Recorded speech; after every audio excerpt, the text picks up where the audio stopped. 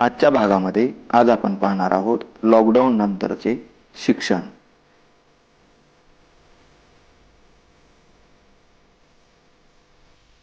घर घर पाठशाला या नवीन प्रणालीचा विचार करा.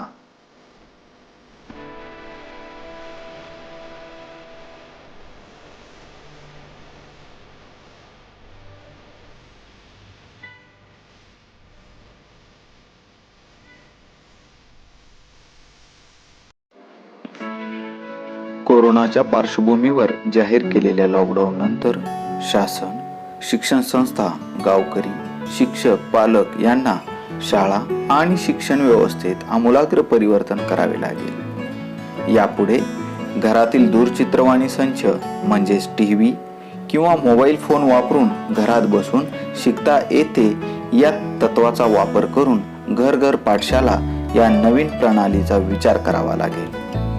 त्याचबरोबर आता शालेय शिक्षणासाठी नवीन वाहिनी म्हणजे चॅनल आवश्यक आहे. फिजिकल डिस्टन्सिंग महत्त्वाचे असल्यामुळे पुढील काळात 2 सत्रांमध्ये शाळा भरविण्याचा विचार करावा लागेल, असे मत राज्याचे माजी प्राथमिक शिक्षण संचालक गोविंद नांदेडे यांनी लोकमतशी बोलताना व्यक्त केले.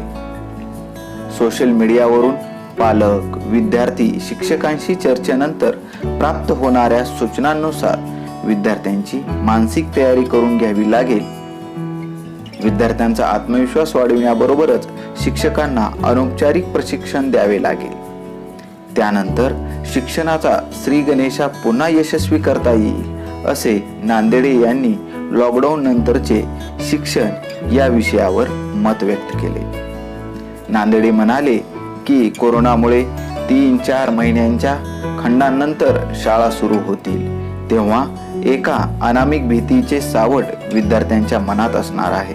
त्यामुळे भेदरलेल्या मानसिकतेत विद्यार्थ्यांना शाळेत यावे लागेल. वर्गात एखादा मुलगा शिंकला किंवा खोकला तरी मुले त्यापासून दूर जातील. त्यामुळे विद्यार्थ्यांमध्ये आत्मविश्वास निर्माण करावा लागणार आहे. त्यांच्या मनात निर्माण झालेली भीती कमी करण्यासाठी या पुढील काळात प्रयत्न करावे लागतील. परंतु आरोग्याची काळजी घेणे किती महत्त्वाचे आहे याची जाणीव प्रत्येक विद्यार्थ्याला करून द्यावी लागेल. बैठक व्यवस्थेत बदल आवश्यक. विद्यार्थ्यांना शाळेमधील वर्गात 3 फुटांच्या अंतरावर बसवणे मोठ्या विद्यार्थी संख्येमुळे शक्य होत नसेल तर सकाळ आणि दुपार अशा 2 सत्रांमध्ये शाळा भरवाव्या लागतील. त्याचप्रमाणे तात्पुरत्या स्वरूपात इमारती भाडेतत्वावर घेऊन काही वर्ग बसवले तर विद्यार्थ्यांमध्ये अंतर राखता येईल. ग्रामीण भागातील शाळांचा विचार केला तर वर्गात हजेरी क्रमांक टाकून जमिनीवर वर्तुळ काढून विद्यार्थ्यांची बैठक व्यवस्था केल्यास पालक आपल्या मुलांना शाळेत पाठविण्यास तयार होतील. त्यामुळे फिजिकल डिस्टन्सिंगचे नियम पाळले जातील. आरोग्य व स्वच्छतेला प्राधान्य. शाळेतील दुपारच्या भोजनाचे स्वयंपाकगृह निर्जंतुक करावे लागेल. पूर्वीसारखे काळ्या कुट्ट भांड्यात पोषण आहार शिजवून देणे आता चालणार नाही.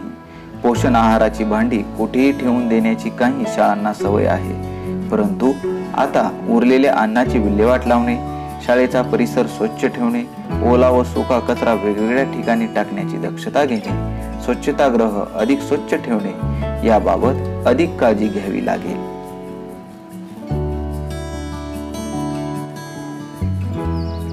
हँडवॉश स्टेशन अनिवार्य.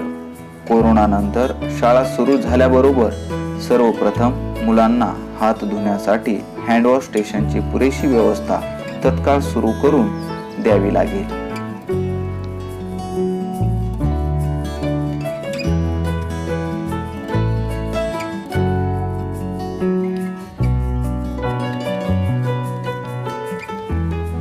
अभ्यासक्रम पूर्ण करावाच लागेल. कोरोनामुळे शालेय विद्यार्थ्यांचा बराच अभ्यासक्रम राहून गेला आहे. तो शाळा सुरू झाल्यानंतर पूर्ण करून घ्यावा लागेल, कारण पुढील वर्षाच्या अभ्यासक्रमाचा सेतू जोडण्यासाठी हा अभ्यासक्रम पूर्ण करून घेणे आवश्यक आहे.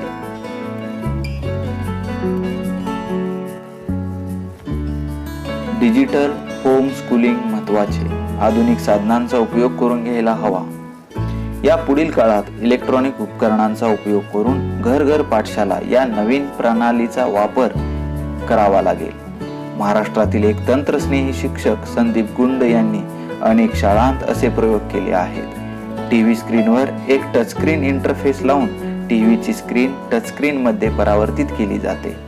विविध वर्गनिहाय अध्यापन ॲप्लिकेशन टचस्क्रीन पद्धतीने हाताळून त्यातील ॲक्टिव्हिटी घरबसल्या घरच्या टीव्हीवरून मुलांना आणि पालकांना देखील शिकायला मिळते. त्यामुळे आधुनिक साधनांचा उपयोग करून घ्यावा लागेल असे मत